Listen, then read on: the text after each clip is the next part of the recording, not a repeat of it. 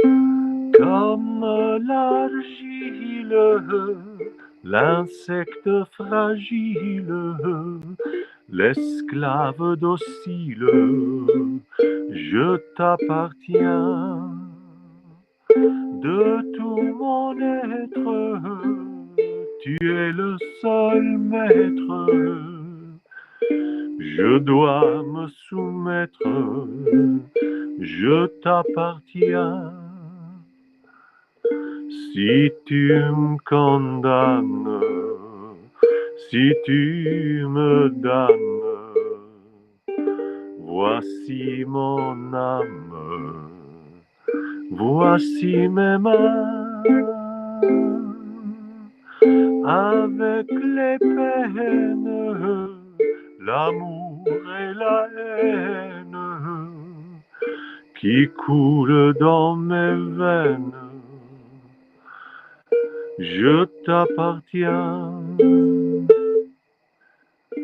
Parfois je pense que dans ton immense palais de silence, tu dois être bien.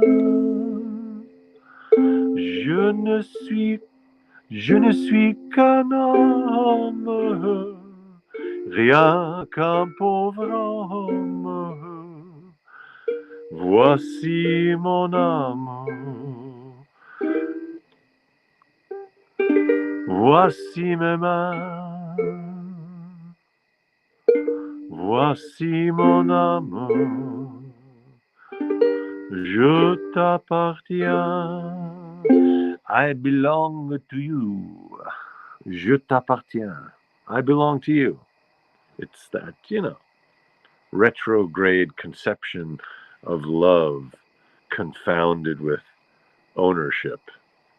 Here's the English version. That is Je t'appartiens, the lovely I belong to you, sung by Gilbert Bécaud. Gilbert Bécaud, did he write it? I gotta look that up. I'll look that up after we do the English. 1955, the English. I bless the day I found you.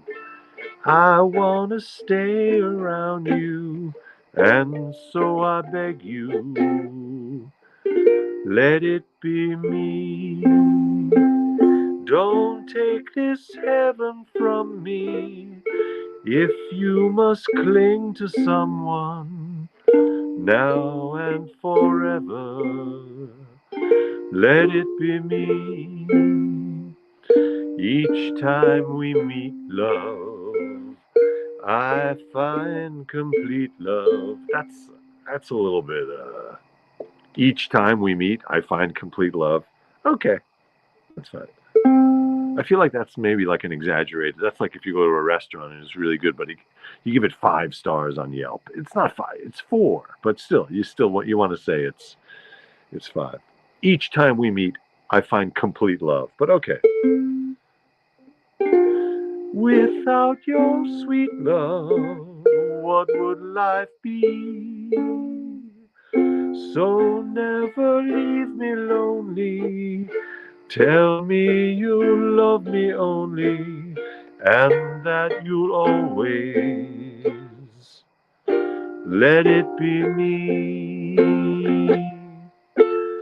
If for each bit of gladness someone must taste of sadness, I'll bear the sorrow. Let it be me. Don't no matter what the price is, I'll make the sacrifices through each tomorrow. Let it be me. Middle school romance. Yeah. It's got that feeling to it. It's complete, it's desperate, it's unforgiving. To you I'm praying. Hear what I'm saying. Please let your heart beat for me, just me, and never leave me lonely. Tell me you love me only, and that you'll always let it be me, me.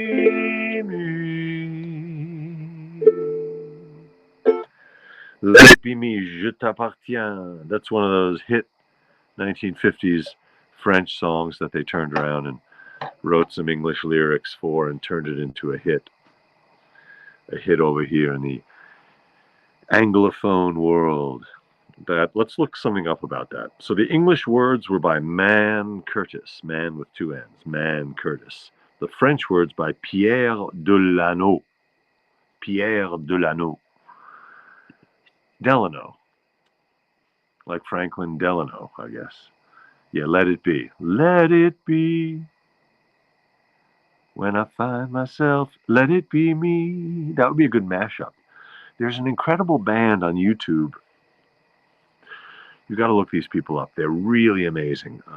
And I'm forgetting their name, but they do these mashups of different songs. It's sort of like, they discover that two different pop songs or two different R&B songs share some rhythmic or harmonic thing, or they have the same chords in some spots. So they just do them together, and they're incredible.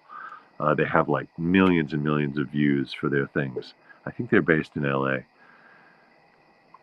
Shameful that I can't remember. Okay, mashup songs from group in LA. Let's see what they're called. Pamplemousse. That's it. There they pop up right away because they did a mashup of Jamiroquai and the Bee Gees in 2018. Yeah, pamplemousse, which I think is just grapefruit. Pamplemousse. Yeah, pamplemousse, musical duo.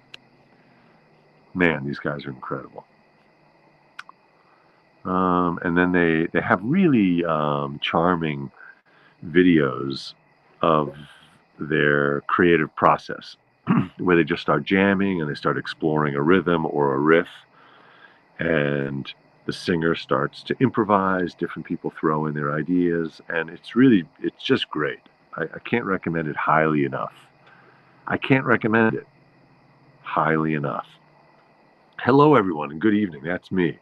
That is I. I am he. He is me. Ethan Hirschenfeld. There I am. That's my name. This is the nosho. It happens every night at 9, even when the Democratic National Committee Conference.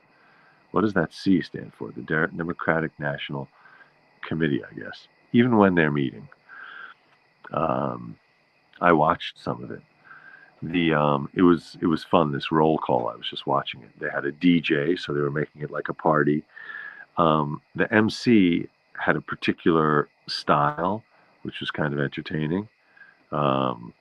Thank you, Dave in LA. Hello, Dave in LA. Yes, let's watch the Hirschenfeld roll call. I'm Ethan Hirschenfeld, and I give all 2 of my votes to Kamala Harris and Tim Walz.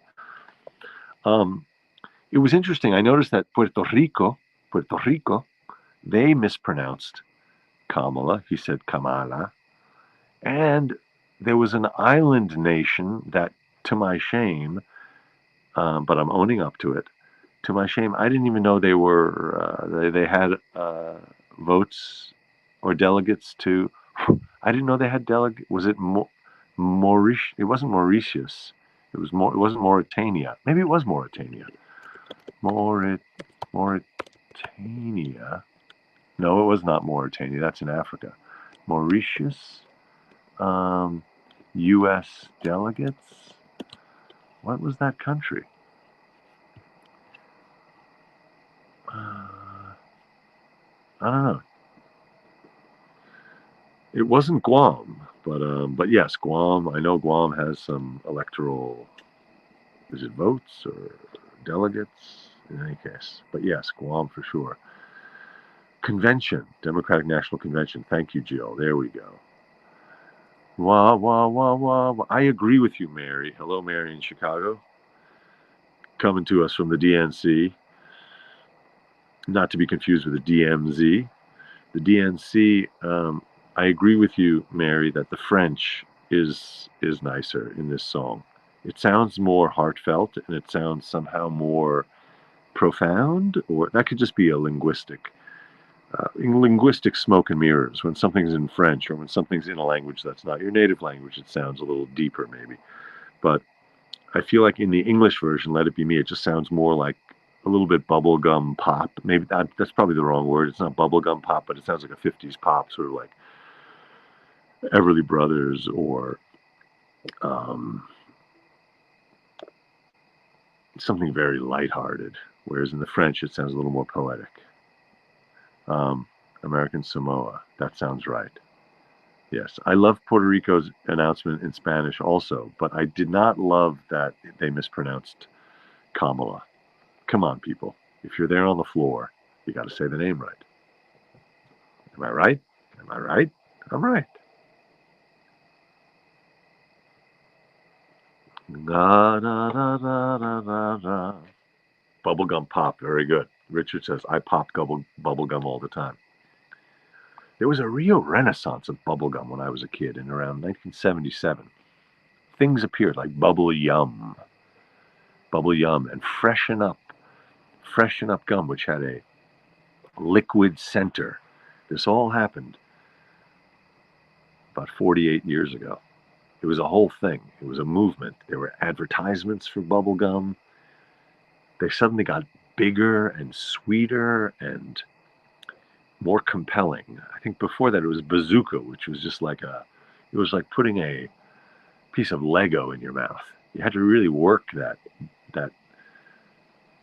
bazooka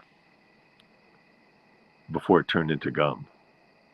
And then, of course, there was the gum inside the baseball cards, the Topps baseball cards. That was just a wafer. It was like just a thin. It was like a piece of. It was like something you would find on the beach, very brittle, and you could also break up, and then you could turn that into gum. But it did not begin as gum. Oh, I didn't see Newsom, but he's a little hard to take. He's a little overbearing. Oh, Razzles. I loved Razzles. In fact, we loved Razzles so much, my sister named her cat. She named her cat Razzles. Very sweet. Razzles. Those were good. They were like they were a candy, and then you suck on them a little bit, chew on them, and then they turn into gum. Those were really good. They had a nice shape to them with those little nibs. Yes, the squirter. Freshen Up. And then there was a knockoff. I can't remember what the knockoff version was called of Freshen Up. There was another one that had the squirt. Hubba Bubba. That's right. Hubba Bubba was another one. There was Bubble Yum and Hubba Bubba, but I can really remember the texture and the taste of that Bubble Yum. It was really a revelation. Because also there was Trident, which only came in that cinnamon flavor, which was good, but it seemed sort of abstemious and almost like the puritanical gum option. But then they expanded into various mint flavors, the blue one and the green one. And there were also Luden's cough drops. That was a whole thing also, which with a very particular texture and flavor. There was the red one, but then there was the honey one, which it tasted weird. But I love those. I don't think they exist anymore. Luden's. There is a vintage candy company in New York. You can go into this candy store and buy all the old-timey candies. And what happened is I think some candy manufacturer licensed the old names and recipes for some of them. So they're the same old thing, but produced by someone new. I can't remember the name of that candy store. I hope they survived the pandemic. How did we get into a discussion of gum and mints?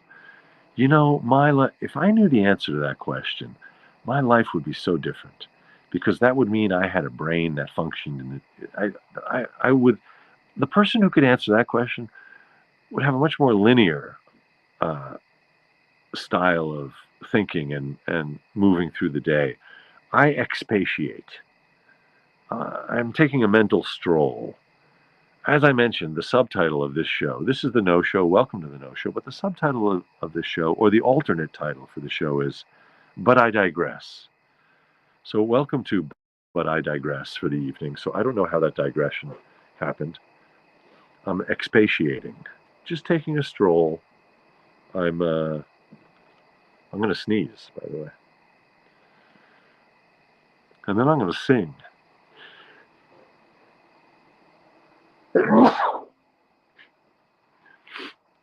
You know, there's a really nice comedic aria for the tenor in an opera by Smetana, I think. Smetana is the name of the composer. I believe that's the composer, and it's an aria for a character who stutters. So the music and the composer and the librettist incorporated the stutter into the music. It's really charming and it's great. So I was just thinking, I'm adding one yoga block to my stack because I'm slouching too much. It's starting to hurt my back. Let us all let your arms float up over your head, hands together, grab one of your wrists, pull it over to the side. Nice deep breath. Breathe into that stretch in your ribs and in your axilla, right up your axilla. That's your armpit, right up your axilla. Right up your hairy axilla. If you don't shave your axilla, oof, that feels good. Okay, thanks. Thanks for stretching with me. Look that way. Look that way. Look up. Look down. Okay. I don't know why this suddenly became an exercise class. And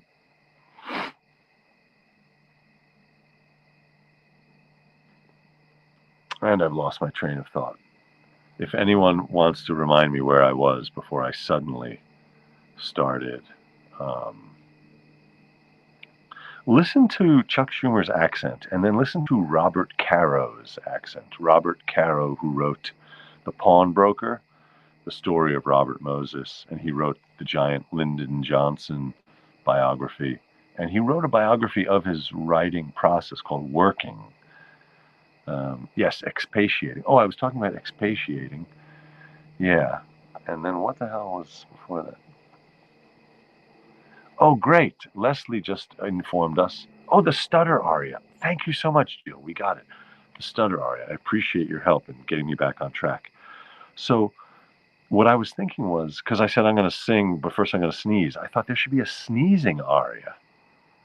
There should be an aria or a song that incorporates sneezing. It should be a song about allergies.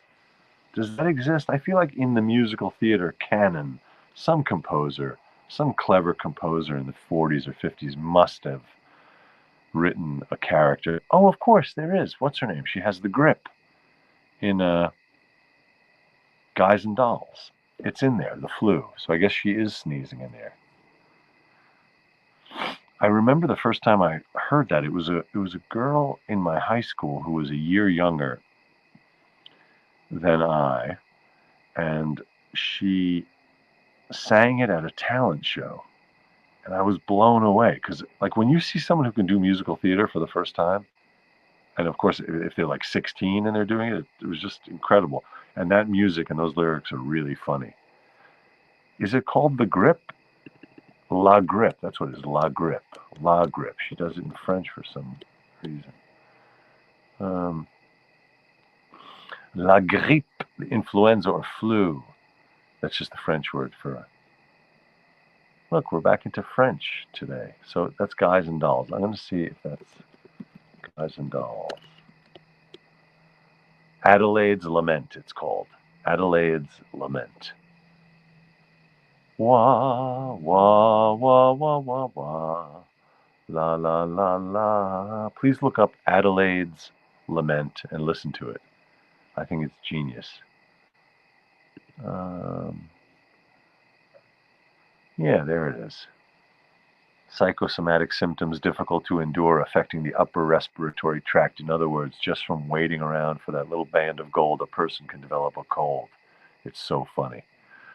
I do not have the grip. I just had a little allergy or something. Brilliant, brilliant song. A person can develop a bad, bad cold. Vivian Blaine, I think she's the original. Vivian Blaine singing Adelaide's Lament.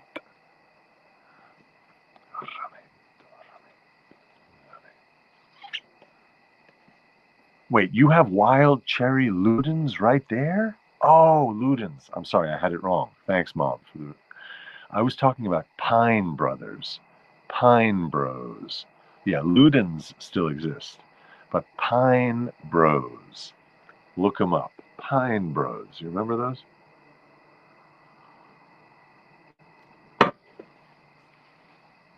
By the way, the chords in this beautiful Je t'appartiens, or Let It Be Me, there's an extra chord in the book that's not online, which is beautiful.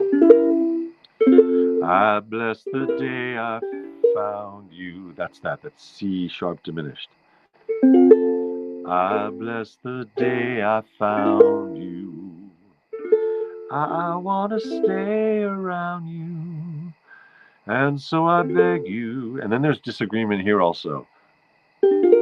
Let it be me. It's either let it be me or that's a G minor 7, but the internet just has it as a regular G minor. Let it be me. I feel like let it be me.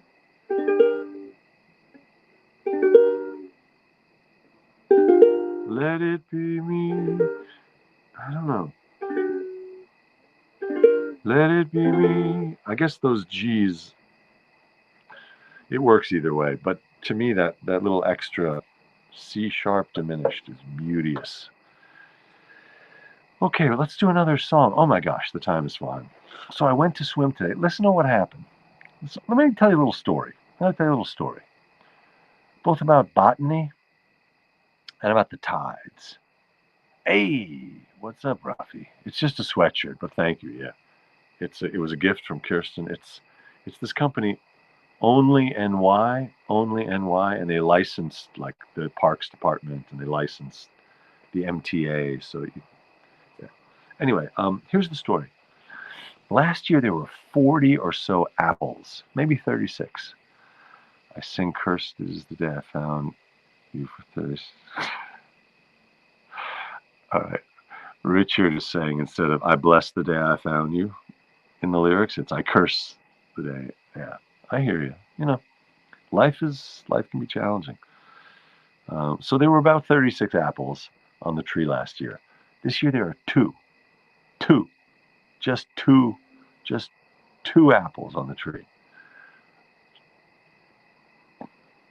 Now it's a lesson because if you're working at something, if you're working on something and you feel like it's not bearing fruit, you could be tempted to throw it out. You could be tempted to cut down that tree. Don't cut it down. Be patient. Next year you might have 40 apples. This year you might have 1 apple. It does not mean that it doesn't mean that there's anything wrong with the tree. What it means is that the conditions might be a little different. There might be a little less rain. There might be rain a little too early, a little too late, a little too much, a little too little. It could be a little colder. On average, it could be higher highs, lower lows. It might have been a cold March or a warm April or a cold June or a tepid July. We don't know. We don't know what the tree is going through. The tree might be upset. The tree might be distracted. The tree might be asleep. We don't know what's going on with the tree. It might not be a drought. That might not be it. I know that's the simple answer. It's tempting to cling to what we know. What I'm saying is we don't know. It could be occult.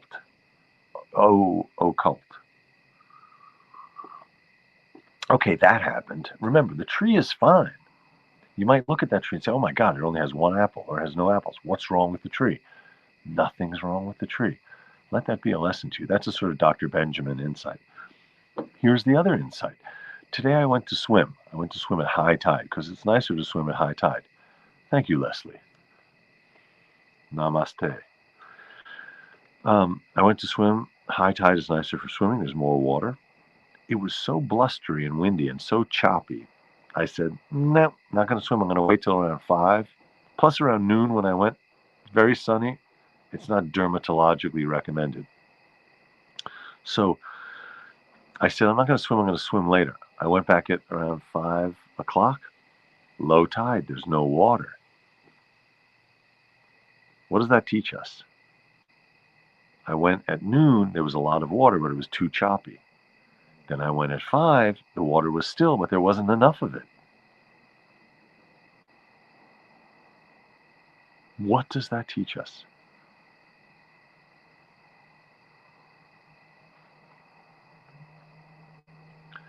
Nothing. It doesn't teach us anything. It's just a fact. It's just how the tides work. Well, I did swim anyway, even though there was almost no water. I almost aborted, but I kept walking out. It was up to my knees, and then I just got down in the 1 foot of water and did some breaststroke. And then I tried to do some butterfly without kicking. So it's just butterfly. Jill, you make a very good point. Why not just go at 2:30? That would have made sense. I think I was napping. Time and tides wait for no man. Yes, good point, Karen. Bernie.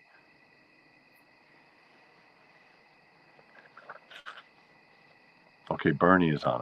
We gotta watch this. It's in 3 minutes. I'm gonna tune off.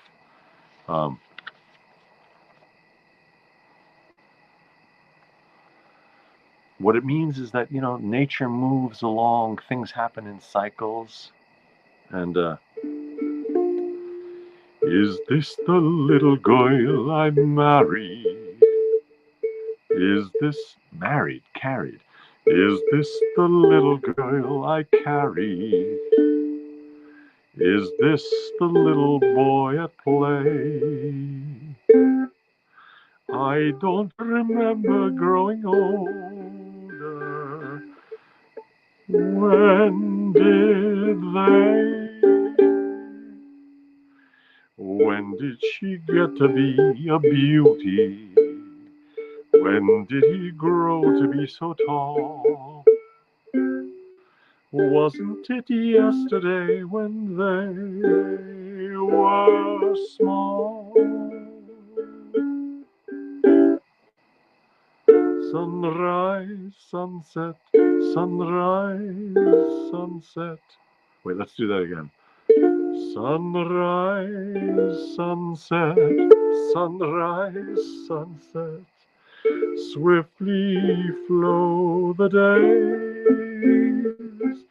Seedlings turn overnight to sunflowers, blossoming even as we gaze. Sunrise, sunrise, sunset. It keeps going, it keeps happening. And there it is. That's the no, we're not. That's sunrise, sunset. Let's finish it. From Fiddler on the Roof.